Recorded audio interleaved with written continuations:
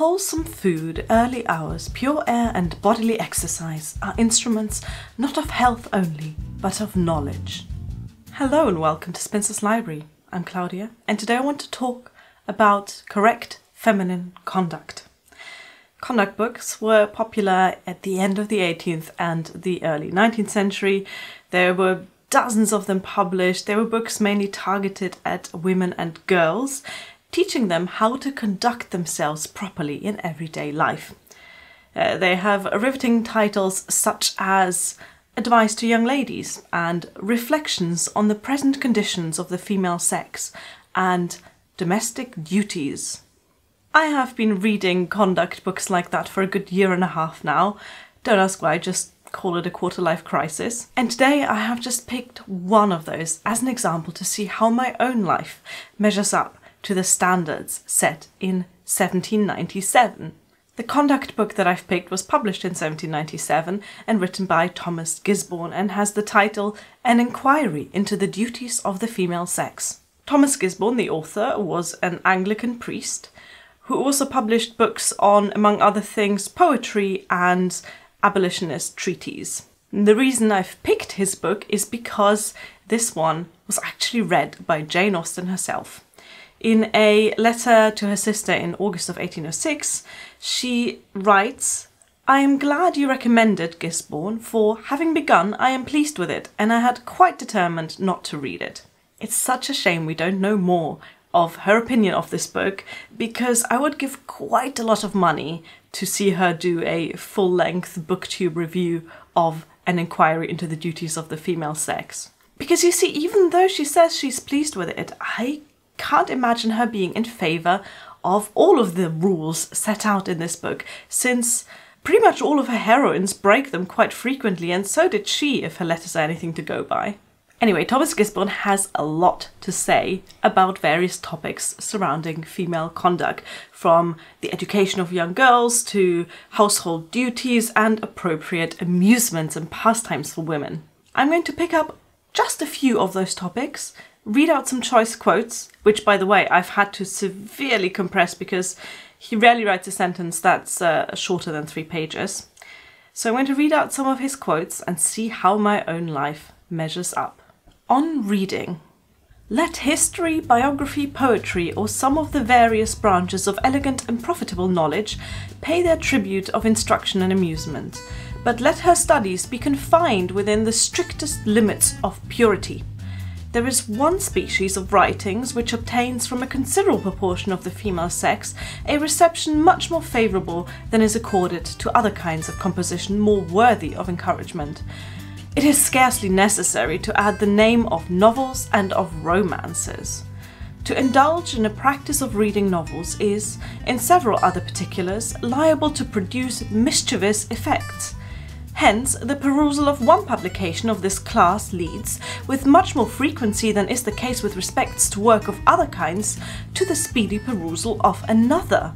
The appetite becomes too keen to be denied. The produce of the book club and the contents of the circulating library are devoured with indiscriminate and insatiable avidity.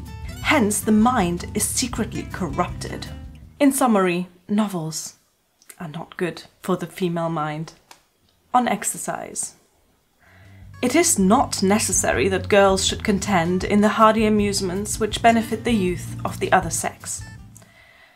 So he is not in favour of hardy exercise, but he does recommend walking and gardening for ladies.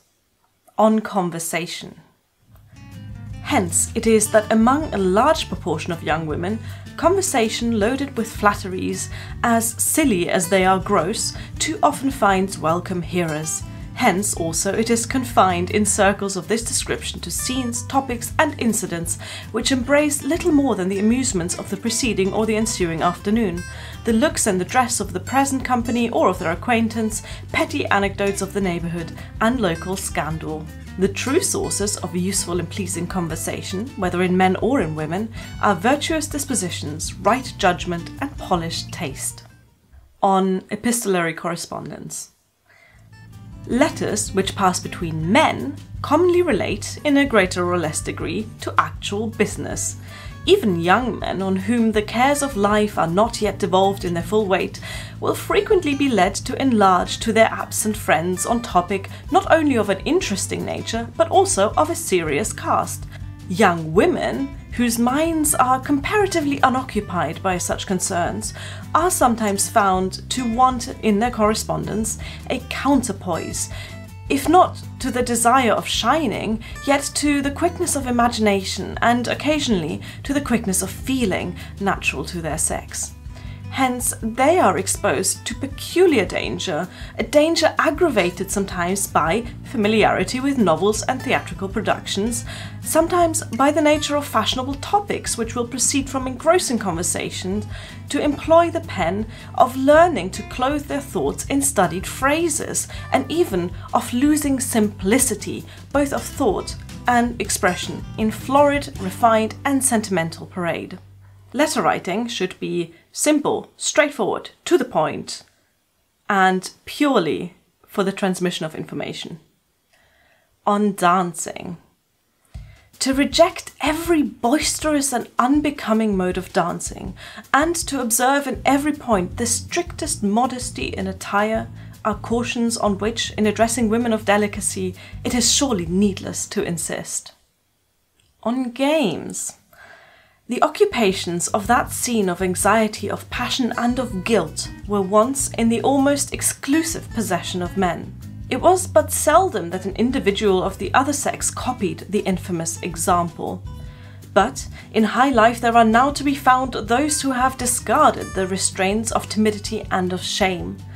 If a school is to be sought where the serenity of the female mind may be supplanted by the most violent and the blackest passions, where the springs of benevolence and charity, of sympathy and friendship may be dried up, and the heart consigned forever to obdurate selfishness, where the foundations of domestic misery, of angry discontent, of blasted hopes and unavailing sorrows may be laid, let that school be sought at a gaming table. A passion for gaming, so easy to be excited, is one of the propensities most difficult to be repressed. So captivating to most minds is the succession of situations unforeseen, uncertain, and characterized by vicissitude. So interesting is the pause of suspense between hope and fear. Such is the confidence which almost every person places, if not on his skill, yet on his good fortune, that we cannot wonder if they, to whom frequent temptations are presented, should by degrees be ensnared in defiance of previous resolves, and ultimately lose sight not only of prudence, but even of far superior principles of conduct. There you go, such are the thoughts of Thomas Gisborne on some everyday activities. Let me know how your own life measures up to those standards. Are you behaving like a proper lady? Or are you not? If you want to read his entire treatise, by the way, which I don't recommend because it's incredibly dull to read, I've really picked out the best bits here. But if you're interested in the entire book, I will link to the Google Books version of that in the description box, so you can look at it for free. It's essentially a scan of this book, and you can have a look through there if you're interested. But to end this video, let me just say that Thomas Gisborne sounds like right Mr. Collins, doesn't he? Thank you for watching. Bye!